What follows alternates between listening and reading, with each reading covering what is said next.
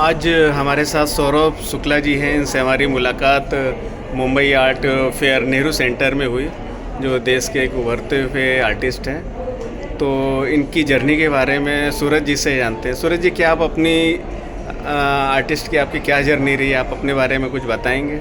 देखिए, सबसे पहले तो मैंने ये जो आर्ट फील्ड में आना हुआ है, ये बचपन से एक शौक़ था, और वो शौक़ धीरे धीरे करके जो है ट्रांसफॉर्म हुआ अपने प्रोफेशनल लाइफ में। तो अपने जहाँ से मैं आता हूँ वो है पीलीभीत, यूपी में एक जगह है पीलीभीत डिस्ट्रिक्ट। तो वहाँ से मैं आता हूँ। तो बचपन से मेरा शौक़ रहा, फिर धीरे धीरे करके मैंने इसमें और इंटरेस्ट लिया। अपनी पढ़ाई को कंप्लीट करते हुए फ़ाइन आर्ट में मैंने जो है सिलेक्शन किया, और जामिया मिल्लिया इस्लामिया से मैंने एंट्रेंस देके फिर 2011 में मेरा जो है एंट्रेंस क्लियर हुआ जामिया मिल्लिया इस्लामिया का। और उसमें फिर एडमिशन के बाद फिर मैं वहाँ गोल्ड मेडलिस्ट रहा हूँ। BFA एंड मास्टर्स भी मैंने वहीं से किया है। तो मेरा बहुत अच्छा जो है पेंटिंग करियर रहा कॉलेज में, जो कि बहुत ही प्रोफेशनली मैंने उसको हैंडल भी किया। साथ में अब धीरे धीरे करके जिस अलग अलग प्लेटफॉर्म्स पर एग्जीबिशंस और होटल्स में एग्जीबिशंस और बड़े बड़े आर्ट फेयर्स में पार्टिसिपेट कर रहे हैं। और साथ ही साथ ऑरा प्लैनेट, इरम खान का जो वो है, क्या कहते हैं, ऑरा प्लैनेट एक संस्था बनाई हुई है, ट्रस्ट जो है, उसमें काम कर रहे हैं उनके साथ पिछले 6 सालों से। और बहुत ही अच्छा एक्सपीरियंस रह रहा है। यहाँ पर बहुत एक्सप्लोर होता है आर्ट को, बहुत ज़्यादा हम जानते हैं, समझते हैं, नए नए आर्टिस्टों से मिलते हैं। और आर्ट में आने वाली नई नई शैलियों पर जो स्टाइल्स ऑफ वर्क है, उनमें जो है बहुत ही ज़्यादा वाइब्रेंसी आ रही है, और देखने में बहुत खूबसूरत लगता है। अलग अलग आर्टिस्टों का अलग अलग स्टाइल, वर्क और कॉन्सेप्ट। तो मुझे लगता है कि आर्ट हो रही है, बराबर होती आई है, और आने वाले टाइम में ड्रास्टिक चेंज भी आ रहा है आर्ट में। तो जो कि बड़ा अच्छा इम्प्रेशन डाल रहा है आने वाले अपकमिंग आर्टिस्टों के ऊपर, क्योंकि अब जैसे जैसे सोशल मीडिया और डिजिटल आर्ट और इन सब को बढ़ावा मिल रहा है, वैसे वैसे आर्ट का जो एक नया फॉर्म क्रिएट हो रहा है। वो sculpture, visual art, all visual art में ये स्कोप जो है आगे बढ़ता चला जा रहा है। तो मुझे लगता है बहुत अच्छे वर्क भी देखने को मिल रहे हैं आगे। आपकी पहली कलाकृति क्या थी और उसका अनुभव कैसा रहा? देखिए, ये कहना तो मुश्किल होगा एक आर्टिस्ट की पहली कलाकृति कौन सी रही होगी, क्योंकि अगर एक हॉबी का तो हम बोल सकते हैं, अगर कोई हॉबी आर्टिस्ट है वो तो याद कर रख सकता है, लेकिन वो बचपन से ही इसमें सफ़र कर रहा है, मतलब कर रहा है, इसको इस सफ़र में अपने आप को जारी रखा हुआ है, तो उसकी पहली कलाकृति बोलना मुश्किल होगा। फिर भी कुछ कलाकृतियाँ हैं जो हमें लगता है कि हाँ, वो उस टाइम में हुई, कुछ कॉलेज टाइम में हुई। और अब जो है, अब हम बेसिकली गैलरीज़ के लिए वर्क करते हैं, हमारे अपनी क्लाइंटेज है उसके लिए वर्क करते हैं। तो कहना मुश्किल होगा कि पहला कौन सा है। कोई कलाकार या आपका ऐसा अनुभव है क्या जो आपको इधर आर्ट की तरफ आपको प्रभावित किया उसने?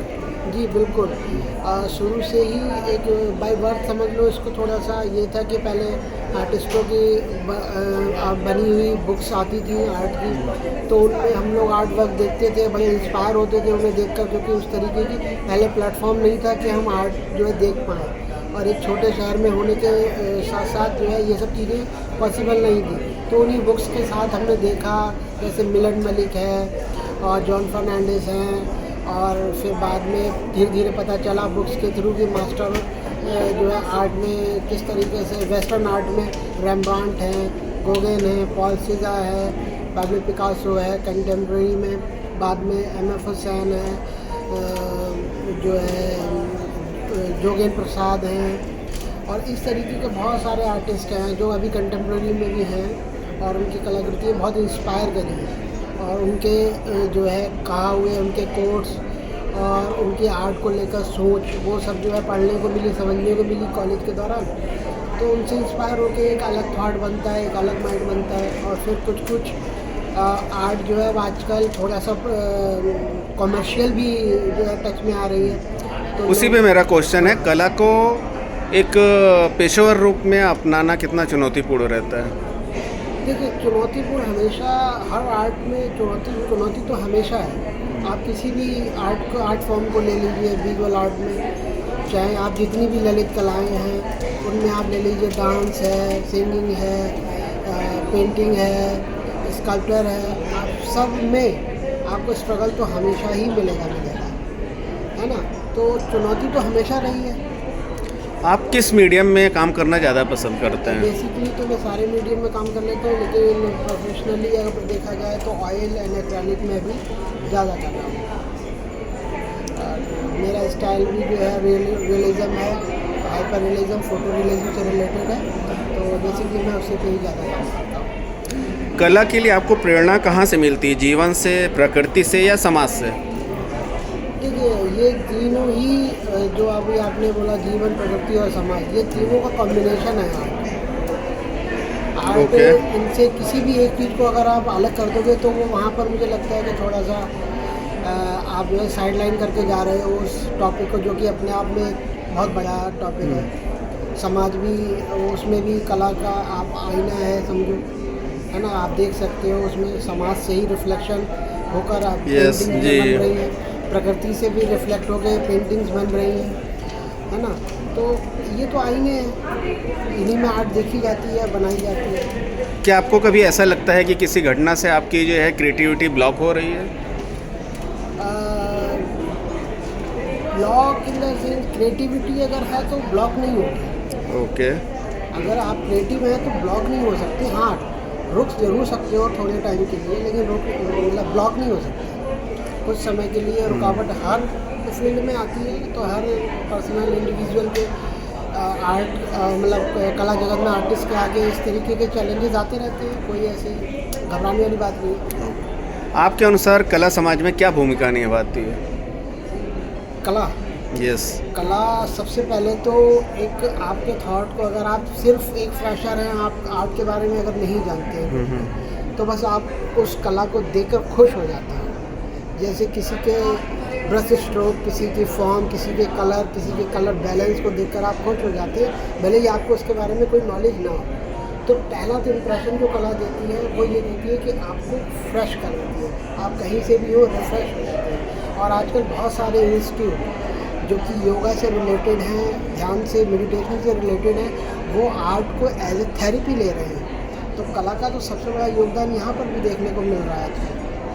आपकी कला क्या समाज और राजनीति को कुछ संदेश देती है क्या?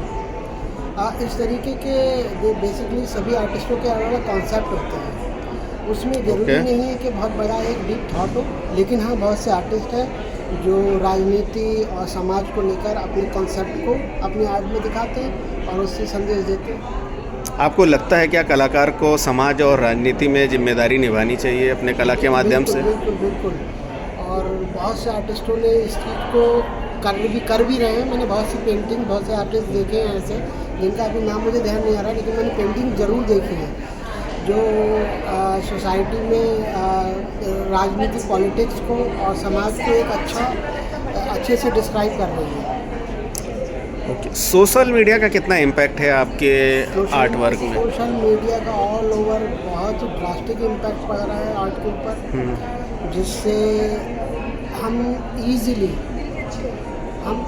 अच्छे से अच्छा वर्क, अच्छे से अच्छे स्किल, टेक्निक्स, फॉर्म्स, इनके बारे में जान पा रहे हैं और अपने मोबाइल में देख पा रहे हैं, सिर्फ और सिर्फ सोशल मीडिया पर। तो ये एक अच्छा चेंज है कि हमें इजीली अवेलेबल हो जाती हैं चीज़ें, देखने को मिलती हैं। आज से 20-25 साल पहले ये सब चीज़ें नहीं थी, बहुत चैलेंजेस होते थे। आजकल जितने भी आर्ट स्कूल या आर्ट यूनिवर्सिटीज़ में आप स्टूडेंट को देखें तो वो बहुत इंस्पायर है। आज के दौर में जो एक कलाकृति को बनाने में कलाकार को एक बहुत लंबा समय लगता था, एआई के माध्यम से वो काम मिनटों में हो रहा है, तो उसको आप कितना चैलेंज मानते हैं अपने लिए? देखिए, एआई के माध्यम से मैं मानता हूँ कि बहुत ज़्यादा चेंजेस हो रहा है या आर्ट फील्ड में चीज़ें हो रही, लेकिन आज भी अगर आप कितना भी कुछ कर लें, लेकिन जो मैनुअल वर्क है, जो मैनुअल पेंटिंग है, जो हैंडमेड पेंटिंग है, उसकी बराबरी डिजिटल आर्ट भी नहीं ले पाया है और एआई भी नहीं ले पाएगा उस तरीके से। ओके। आपके दिल के करीब सबसे अच्छी कलाकृति कौन सी है? मेरे दिल के करीब सबसे अच्छी कलाकृति रेम्ब्रांट की है। उनकी कलाकृति से बहुत इंस्पायर रहा हूँ। रेम्ब्रांड, और उनके खासकर उनके पोर्ट्रेचर बहुत ही खूबसूरत और बहुत ही मार्वलस और एक तरीके की कहानी खुद में व्यक्त करते हुए हैं। अगर आप देखेंगे और समझेंगे उनकी जीवन को और उनकी शैली को, तो आपको खुद में समझ में आएगा कि हाँ, रेम्ब्रांड बहुत ही इंस्पिरेशनल आर्टिस्ट रहे हैं कला जगत में। आप आलोचनाओं से कैसे निपटते हैं? आलोचना तो आर्टिस्ट का हिस्सा है। अगर आलोचना नहीं होगी तो फिर तो आर्टिस्ट, मुझे लगता है कि उस ट्रैक पे नहीं जा रहा है जिस ट्रैक पे उसे जाना चाहिए, मतलब कि सही ट्रैक पे। तो आलोचनाएं तो बहुत अच्छा काम करती हैं आर्टिस्ट को इम्प्रूव करने में, उसके काम को इम्प्रूव करने में, उसके स्किल को इम्प्रूव करने में, उसके पूरे व्यक्तित्व को निखारने में आलोचनाएं बहुत अच्छी हैं और उनको सुनना चाहिए, समझना चाहिए। उसके साथ ही अपनी आर्ट को भी आगे निरंतर जारी रखना चाहिए। आने वाले समय में आप किस तरह की कला पे काम करना चाहते हैं? आने वाले समय में मैं रियलिज़म, हाइपर रियलिज़म पे काम करना चाह रहा हूँ, कॉन्सेप्चुअल काम करना चाह रहा हूँ, और ये सब जो है विलेज लाइफ से रिलेटेड रहेगा। ओके। और आने वाले कॉन्सेप्ट अगर देखे जाएँ तो मतलब जब भी आप पेंटिंग देखेंगे, अब ये तो थोड़ा मीन्स आप ये कहना चाहते हैं समाज जिन चीज़ों से दूर हो रहा है, आप हाँ, समाज को देखिए, उस चीज़ों से जोड़ना मुझे- चाह रहे मुझे ऐसा हैं लगता अपनी है- कला के माध्यम से। मुझे ऐसा लगता है कला ना, आर्ट जो है बहुत बड़ा सोचने से नहीं है, कला बहुत सरल है। तो बहुत ही सरल चीज़ों में कला छिपी हुई है, बस आपका एक नज़र होती है, बस वो थोड़ी सी पढ़नी चाहिए उन पर, और वही कला सबसे फेमस होती है। नए और युवा कलाकारों के लिए आपका कोई संदेश है क्या? नए युवा कलाकारों के लिए यही संदेश है कि भाई अगर जितना हो सकता है आप मैनुअल कोशिश करें, मैनुअल चीज़ें करें। हाँ ठीक है, बदलते दौर में सोशल मीडिया या डिजिटल प्लेटफॉर्म पर आप उनकी मदद से काम कर रहे हैं, लेकिन धीरे धीरे करके आप जो है चीज़ों को अपने मैनुअल ज़्यादा करें, क्योंकि उससे आपका थॉट, आपका माइंड डेवलप ज़्यादा होगा। आप एक बटन से चीज़ें कर सकते हैं, लेकिन उसमें आपके माइंड की कसरत ख़त्म हो जाती है। तो मैं चाहता हूँ थोड़ी माइंड एक्सरसाइज होती है जो, वो ज़रूरी है। अगर आर्टिस्ट करेगा तो बहुत अच्छे रिजल्ट और मिलेंगे। आप अपने चाहने वालों को क्या मैसेज देना चाहते हैं? ये आपका आखिरी सवाल है। मेरे चाहने वालों को तो मैं सिर्फ इतना मैसेज देना चाहता हूँ कि वो मेरे लिए दुआ करें, और उनकी मदद से, उनकी दुआओं के असर से जो है, मैं अगर कुछ अपनी कला जगत में अपने कलाकृतियों के माध्यम से सहयोग कर पाया तो ये मेरे लिए बहुत खुशकिस्मती की बात है। ओके, धन्यवाद सूरज जी, आपने अपना एक कीमती समय दिया। धन्यवाद। Okay, thank you.